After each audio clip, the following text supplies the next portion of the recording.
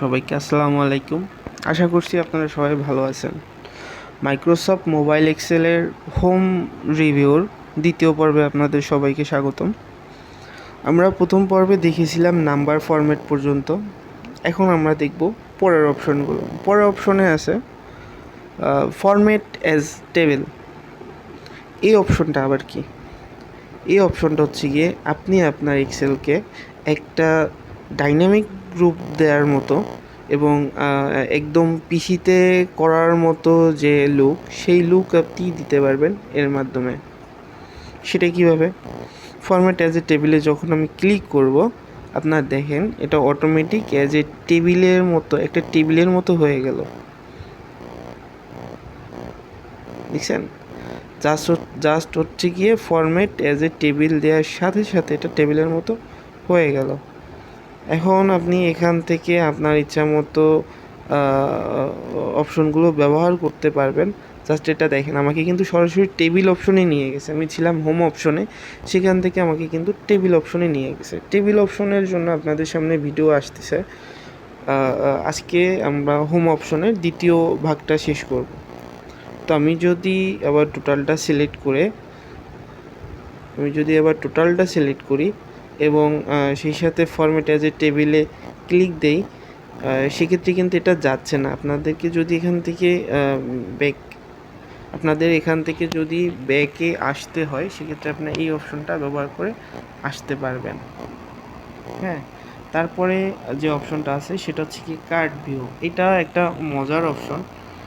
এটা আসলে ফোন থেকে খুব ভালোভাবে করা যায় মাইক্রোসফট এক্সেলের। সেটা হচ্ছে কার্ড ভিউটা কি, আমি যদি ক্লিক করে আপনাদেরকে দেখাই, এটা হচ্ছে আপনাদের যে রোগুলো আছে, হ্যাঁ, সেই রোয়ের প্রত্যেকটা সিরিয়াল নাম্বার অনুযায়ী ধরে ওরা এইটা দেখাবে। দেখেন, এটা প্রত্যেকটা কিন্তু একটা কার্ডের মতো করে আছে।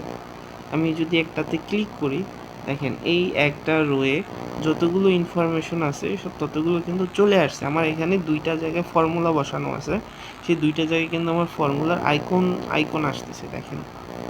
হ্যাঁ, এখন আমি যদি ভিতরে ঢুকি, এটা আসলে কোন ইসে আছে আমি সেটাও চাইলে দেখতে পারবো। দেখেন, আমি যদি এটাতে ক্লিক করলে ও আসলে শো করবে। আবার এখান থেকে নেক্সটে যাওয়া যাচ্ছে। দেখেন, এখানে কন্টিনিউ শেয়ার, আপনি এখান থেকে শেয়ারও করতে পারবেন। এটা হচ্ছে গিয়ে কার্ড অপশন। কার্ড অপশনের পরে যেটা আছে সেটা হচ্ছে গিয়ে ইনসার্ট অ্যান্ড ডিলিট।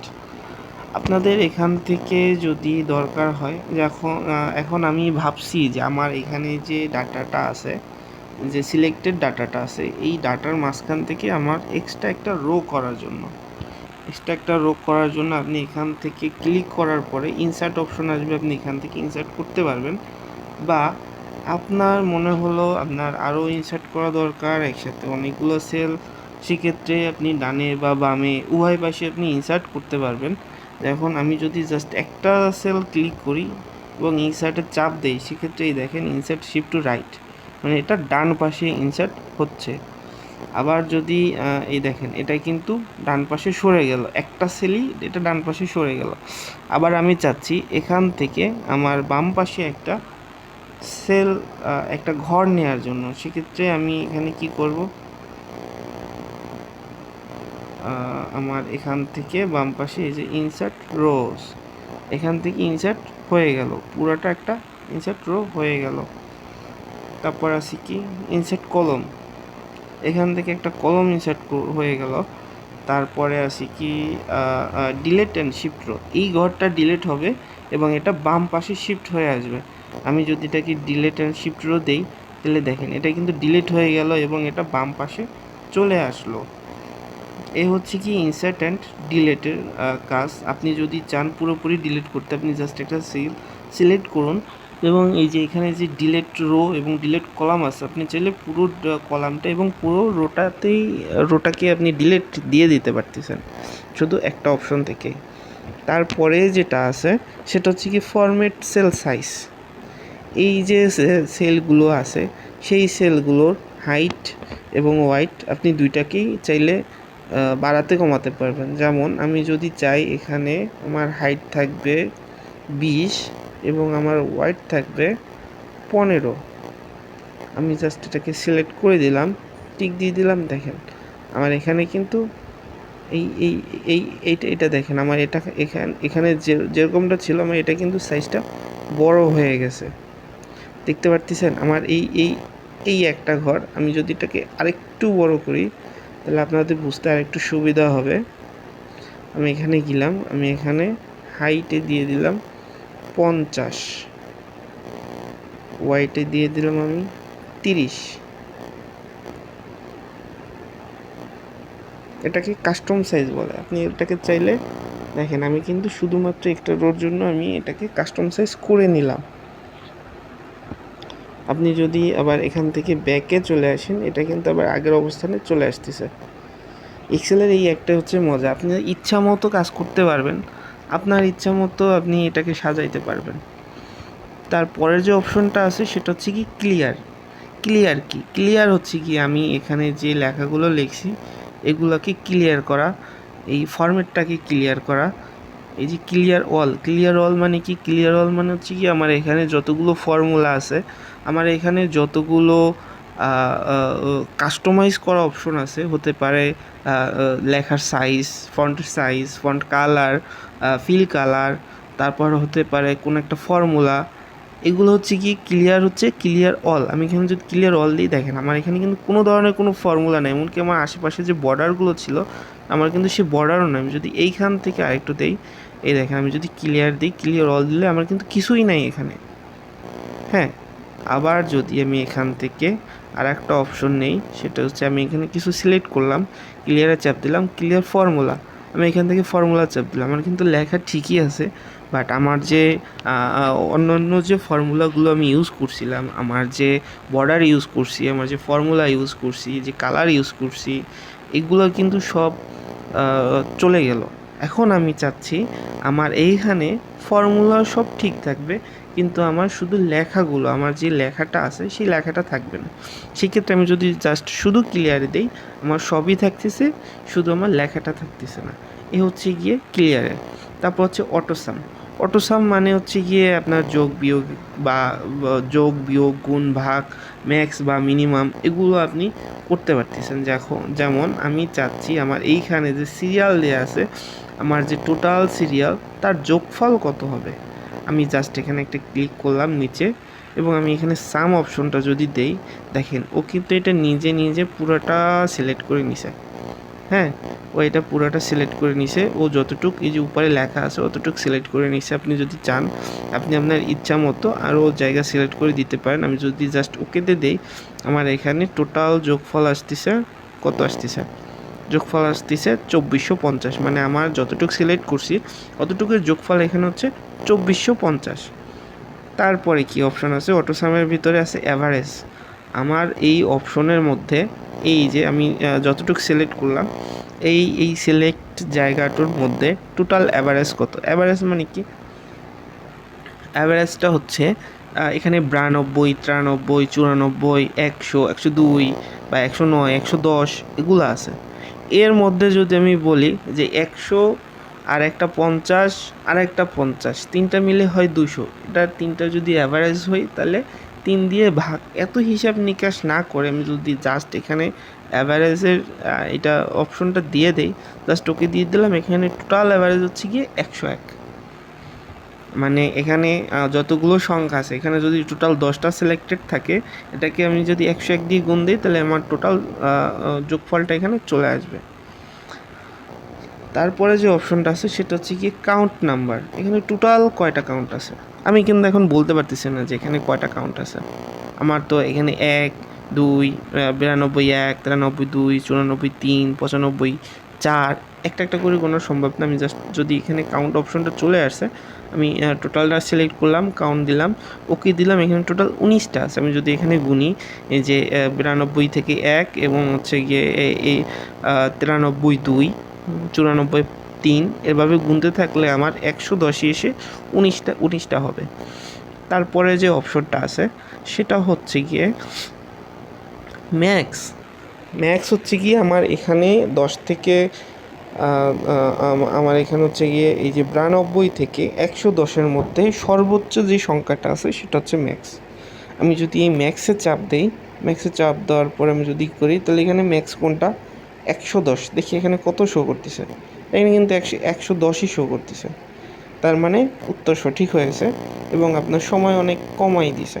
এখন আমি যদি এখানে মিনিমামটা সিলেক্ট করতে চাই, মিনিমাম কত আমার এখানে 92, দেখি ও মিনিমামটা সিলেক্ট করতে পারে কি না।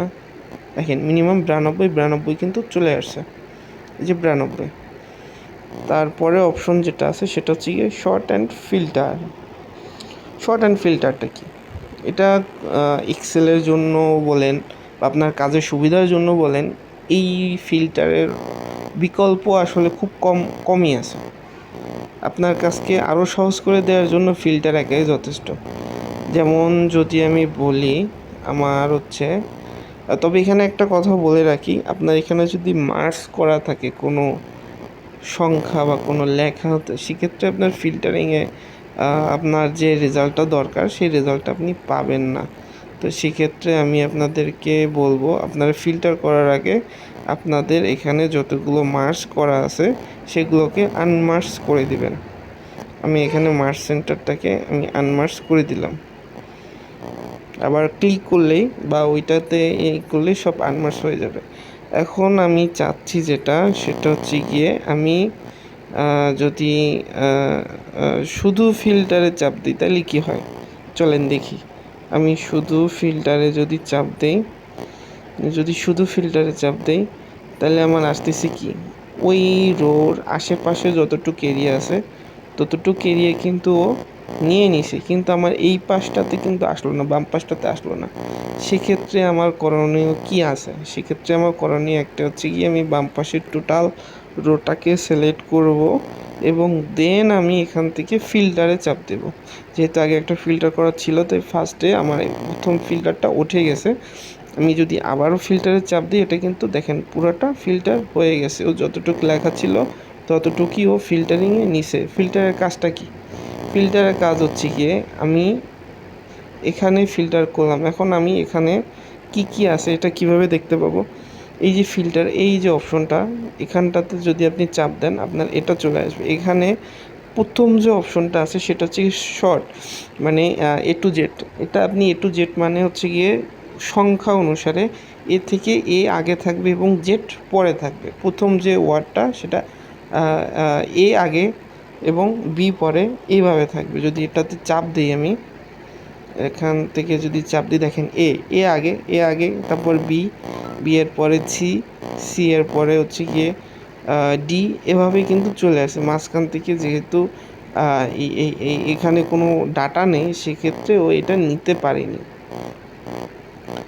তো অবশ্যই এই জিনিসটা খেয়াল রাখবেন। আবার যদি আমি বলি জেড টু একই, সেক্ষেত্রে এই যে জেড আগে থাকবে, তারপরে ওয়াই থাকবে, তারপরে এক্স থাকবে, বিষয়টা এরকম। দেখেন এখানে কিন্তু এই যে ডি, সর্বোচ্চ ডি আছে, সেক্ষেত্রে ডি আগে আসছে, তারপরে সি আসছে, সি এর পরে বি এর পরে এ, এভাবে। হ্যাঁ, তারপরে এখন আমি এখান থেকে দেখতে চাচ্ছি, যদি আমি এখান থেকে নিউ একটা শিট দেই, নিউ শিট কিন্তু আমার এখানে ওপেন হয়ে গেল। আমি নিউ শিট থেকে এখানে দেখতে পারবো যে আমার এখানে কোন কোন অপশনগুলো ছিল। হ্যাঁ, এখানে দেখেন সিলেক্ট করলাম আমি এইটা। এখন আমি এখানে দেখতে চাচ্ছি, যেমন সাপোজ এখানে যে বরিশাল লেখা আছে, কুষ্টিয়া লেখা আছে, তারপরে খুলনা লেখা আছে, সিলেট লেখা আছে। আমি যেটা চাচ্ছি ডাটাটা, সেটা হচ্ছে গিয়ে আমি এখানে শুধুমাত্র বরিশালের ডাটাটা দেখব। সেক্ষেত্রে আমি এখানে সিলেক্ট করলাম, সিলেক্ট করার পর এই যে এখানে আছে ফিল্টার আইটেমে আমি সিলেক্ট করলাম। দেখেন এখানে কি আছে সবগুলো চলে আসছে, বরিশাল, খুলনা, কুষ্টিয়া, সিলেট। আমি জাস্ট যে বরিশালটা সিলেক্ট করলাম, ডানে দিয়ে দিলাম। দেখেন এই নিচে কিন্তু আমি বরিশাল ছাড়া আর কোনো লেখা নেই। আমার যতটুক সিলেক্ট ছিল তার নিচে বরিশাল ছাড়া কিন্তু আর কোনো লেখা নাই। দেখছেন, আমি যদি আবার এখান থেকে সিলেক্ট করে কুষ্টিয়া দিয়ে দিই, শুধু আমার এখানে কিন্তু শুধু কুষ্টিয়াই আসছে, অন্য কিছু আসে না। এখন আমি এটাকে কিভাবে ক্লিয়ার করব বলতে, আমার এখানে ফিল্টারও থাকবে কিন্তু আমার লেখাটা যেটা যেরকম ছিল সেটা সেভাবে চলে আসবে। সেক্ষেত্রে এখানে যে ক্লিয়ার ফিল্টার নামে যে অপশনটা আছে এই অপশনটা ইউজ করব। ক্লিয়ার ফিল্টার দেওয়ার সাথে সাথে দেখেন আমার এখানে ফিল্টার আছে, বাট আমার কিন্তু কোনো ফিল্টার ওইভাবে নাই। আমার কুষ্টিয়া, বরিশাল, খুলনা, সিলেট সবই কিন্তু আমার এখানে আছে। এ হচ্ছে গিয়ে ফিল্টারের কাজ, শর্ট অ্যান্ড ফিল্টার। তারপরে আছে কি ফাইন্ডটা হচ্ছে গিয়ে আপনি যদি ভিতর থেকে কোনো কিছু খুঁজতে চান সেক্ষেত্রে, যেমন আমরা এক্সেল ইসের ক্ষেত্রে, ডেস্কটপের ক্ষেত্রে বা পিসির ক্ষেত্রে আমরা Ctrl+F দিয়ে ফাইন্ড খুঁজি। এখানে হচ্ছে কি ফাইন্ড হচ্ছে এইটা, এই অপশনটার থেকে আমি ফাইন্ড এখন আমি কোন সেল থেকে খুলতে চাচ্ছি। হ্যাঁ, this cell has an external, আমি এই সেলটা থেকেই খুঁজতে চাচ্ছি। এই যে এখান থেকে আমি জাস্ট হচ্ছে গিয়ে লেখেন আপনি, এখান থেকে আমি খুঁজতে চাচ্ছি, এখান থেকে কিন্তু চলে আসতেছে। তারপরেরটা হচ্ছে গিয়ে সিলেক্ট রেঞ্জ। এখন অনেক সময় দেখা যায় যে আমার কিছু কাস্টম লেখা থাকে বা অনেক ভিতরে লেখা থাকে যেগুলো আসলে ওইভাবে ফোন থেকে অনেক খুঁজে বের করা সম্ভব হয় না। তো সেক্ষেত্রে এই যে সিলেক্ট রেঞ্জে গিয়ে আমি জাস্ট হচ্ছে গিয়ে ক্লিক করলাম আমার এখানে, আমার এখানে আমি C3 থেকে, D6 পর্যন্ত আমি সেলটা সিলেক্ট করব। এই দেখেন আমার এখানে কিন্তু সিলেক্ট হয়ে গেল। এই যে সি থ্রি কিন্তু ক্যাপচার করছে এবং ডি সিক্সও ক্যাপচার করছে। এইভাবে এটা হচ্ছে গিয়ে হোম মেনু কাজ। আশা করি আপনারা সবাই বুঝতে পারছেন। তারপরে যদি কোনো কিছু না বুঝতে পারেন কমেন্ট করবেন। নেক্সট ভিডিওতে আমার আপনাদের জন্য আরও ভিডিও নিয়ে আসবো ইনশাল্লাহ। সে পর্যন্ত সকলে ভালো থাকবেন। আসসালামু আলাইকুম।